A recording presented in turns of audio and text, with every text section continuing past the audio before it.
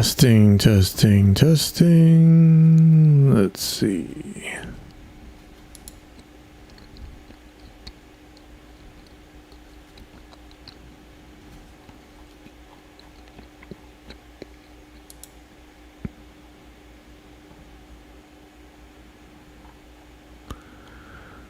Weird. This isn't going to my channel. Why not?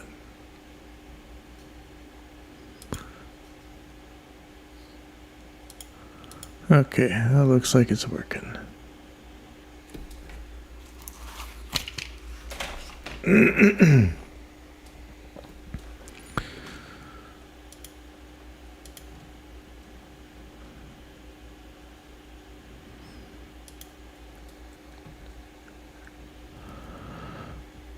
Okay, for anybody who's still awake, welcome to Dropping In at Pipeline Audio number 73, and this is Secret Ninja Warehouse. And that's why I'm so late. I was hanging out at a Secret Ninja Warehouse. So hopefully you guys are still up. If you are, hello out there. So first of all, happy birthday to John Tidy. Who knows how old he is, but he has the Reaper blog, and I think he is part of and edits the mastering show. He does a lot of good stuff for the audio engineering community, and especially for the Reaper community. So if you don't know who that is, go type in Reaper blog, and that's who he is, right? He's not one of the other ones. Hopefully I'm getting him right. Or just type in John Tidy Reaper and you'll find him. Rick Biatto. Some of you guys know who this is. He's got the Biatto book. He has a really good, pretty big YouTube channel on audio engineering and music stuff, music theory, not just how to record, but how to write. A lot of stuff on music itself. He's been getting blocked a lot. He has trouble with YouTube blocking him, false DMCA flags or legit DMCA flags that he just doesn't agree with. And I think, for the most part, I probably don't agree with either. He had a video out today or yesterday, I think, called "I Confronted the People That Blocked My Video," rant. And this isn't the first time, like I said, Rick Biatto seems to have this happen to him a lot. And, I don't know if you remember when I was going through this. Actually, if you go to the pipelineaudio.net page, I had an article called "Please Help. I am being falsely DMCA flagged by UMG, Universal Music Group, AdRev, and AudioMicro.com." I was, no matter what I was doing, I could be speaking, I could be hitting a snare. It really didn't matter. These IP trolls or patent scammers, and yes, Universal Music. If you take part in this, I'm calling you a scammer as well. I was getting blocked on Facebook and YouTube. People were falsely claiming that I was infringing their rights. And I was talking, just me talking was getting blocked. And I was just sick of it. And seeing that something was happening to Rick Biatto, I thought, the big channels are going to come to my rescue. But, it did get better. And I think there were some big channels that did come to my rescue, but I don't know if Rick Biatto did anything. But one of the things that he kept saying in this video was driving me nuts. He's saying it's not about YouTube. This isn't YouTube's fault. Listen, it's about YouTube. Yes, there are people blocking it and stuff, but YouTube doesn't have to block it. There's a weird thing, like with that COPA Act, that YouTube was going to be collecting fines for the FDA. That didn't make sense. But YouTube is responsible for DMCA problems. The DMCA was supposed to protect musicians. It was supposed to protect content creators, and it's mostly used by political hacks or anti-science or religious hacks to silence another channel. Like they'll just, if they don't like what you're saying, they'll make a false DMCA claim against you, and YouTube makes it so hard to get out of that. It is YouTube. YouTube is the one enforcing it. YouTube is the one that refuses to answer you when you try and talk to it about it. Is your video demonetized? Yeah, you know what? YouTube does that. Nobody can demonetize your video besides YouTube. When you're talking about a YouTube video, it's about YouTube. Sorry. If you want to fight it, it's about YouTube. You're in, everything is up to YouTube, so it is about YouTube. I mean, yeah, it's about other people too, but YouTube is ultimately who's holding the gate. We need alternatives to YouTube. I heard of a new one this week. I forget what it's called, but Story, I think. There's another YouTube alternative. Unless you can do restream to it, I don't know that it's a YouTube alternative. So let's see if we can get restream support for that. But one of the crazy thing was he was talking that allegedly Don Henley had 60 people working for him, and they work every day chasing down copyright violators. That's nuts. I don't imagine, maybe it is just, trying to keep that gate going as you should. But I have a feeling that he would have a lot more money if he didn't pay 60 people to do all that work every day. Anyway, that's crazy. But yeah, Rick, it is about YouTube, and we need an alternative, and we need to hold their feet to the fire. This is this like quasi governmental stuff they do. It's just nuts. Okay, I had to fix some headphones. Actually, I tried a new soldering iron out, the Vastar, like a $30 Amazon one. Probably just buy the Weller WLC 100s or WTC or whatever it is that I always use. Those are cheap and they work well, but there weren't any around at the time. But I had to resolder some headphones, and I always trip out that headphones have those weird uninsulated wires. It's like looks kind of like springs or cellophane. And then you just solder straight to that. It's always been weird to me. Like, how does that stuff not short out? But I guess they act in a different weird way.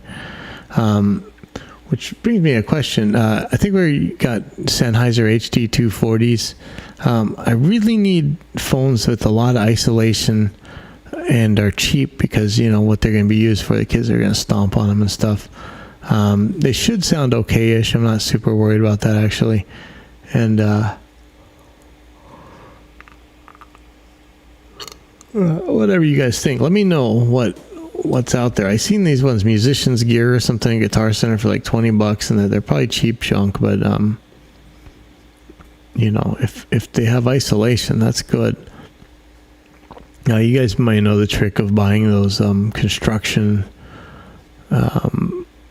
they're like earmuffs for construction workers. They really block a lot of the loud noises, and you could put like earbuds in your ears with those things over your ears. That might be a good way to go. But it also, headphones, it's just such a pain in the butt making extenders, for anything that's 1/4 inch that you got to do a 1/4 inch female for. I got a bunch of Neutrik cable end 1/4 inches, so hopefully I'm gonna be replacing a lot of those.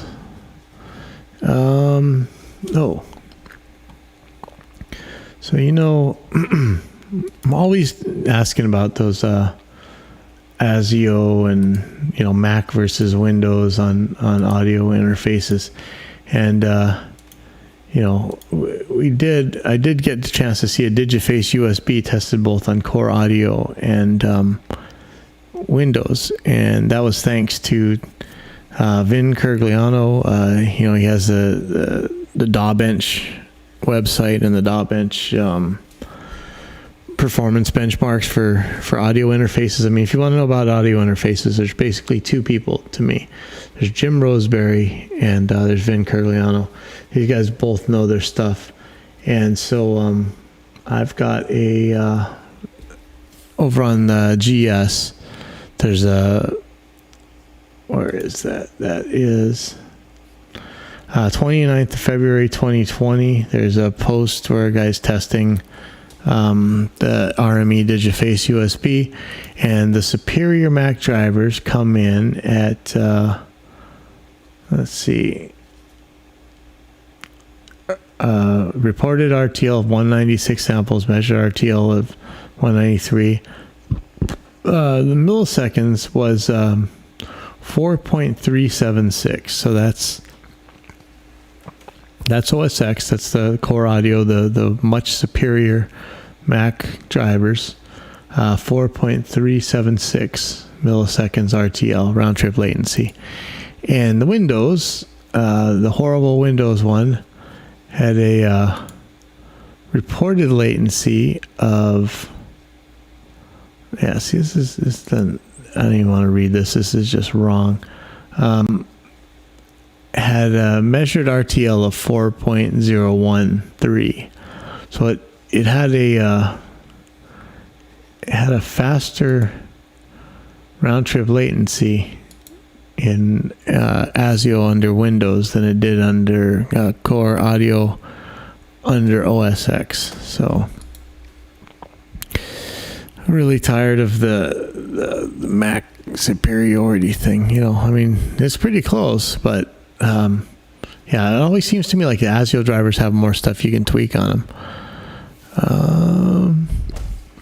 Okay, and also in Reaper, there are some really cool, I didn't know about these, the media cues, which actually is kind of a hack, but there's take markers, and you can really do a lot with these take markers. You can, you don't have to use normal markers. Like I'm using an audiobook, so when I ripple at it, you know, where the markers get all messed up. But with the take markers, they're still going to be there. So it's pretty cool. I had to learn some tricks in order to get them to actually set, but you know, whatever. Now, I was editing some drums, and I ran into that problem again where you might already have a lot of stretch markers placed, but now you want to do dynamic split to like add all the kicks in or whatever. So you don't want to take away the stretch markers that you already have. You just want to add to the ones you have, and unfortunately, dynamic split, or you know, whatever that the automatic split marker thing, it will wipe out your existing markers. And so I asked actually in Reaper, Christian, in order to auto add transients on multi-track drums, you often have to do a second or third or more pass through with different guide tracks, say kick and snare. Doing the new track wipes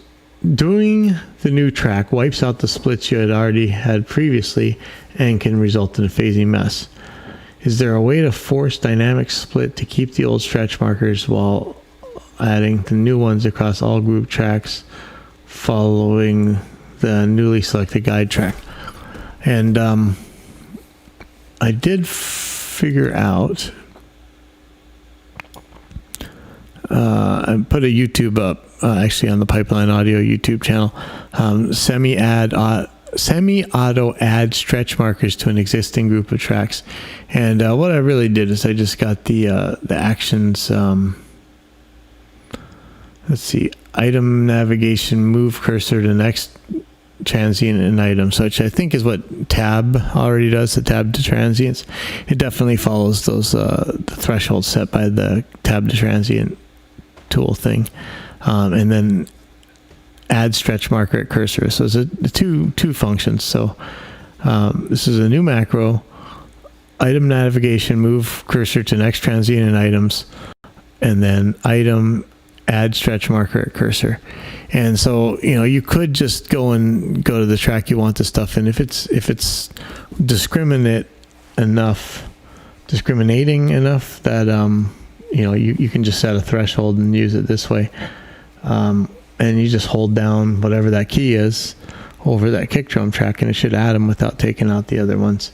So that was kind of cool. Very handy for at least for my kind of workflow. Yeah, I wanted some Restream help. I said I need some help with Restream. I'm not sure how to announce an upcoming show with it, as the links seem to be generated when streaming is started. I'm streaming to Facebook, YouTube, and Twitch so far. Also, I'd love to have those pre-show hangouts I see on so many channels. And how do you invite viewers on Facebook under the new system? I can't go back to the old classic Facebook, so I would like to know. Yeah, I did some experimenting with stretch markers, and it seems to be true that if you have your stretch markers set to default, even if you already placed them all, when you change the stretch marker in project settings, it seems to make them change immediately. So that's something to keep in mind.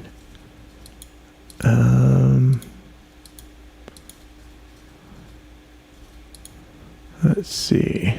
No, that's a restream.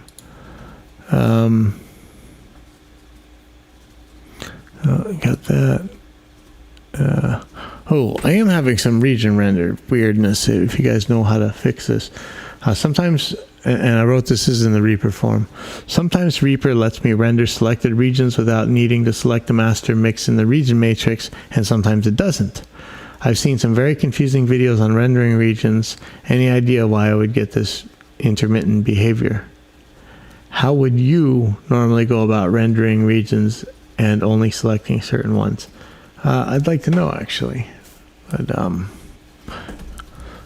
I think I'm sorry, but this is a this is a really short one. I am just from the Secret Ninja Warehouse. I am too wiped out to really do. I was going to do some Quora questions, but I'll do those for you guys tomorrow. I am wiped out, so I guess I'll see you next week for this show anyway. But I'll be doing a lot more streaming this week, so see you guys.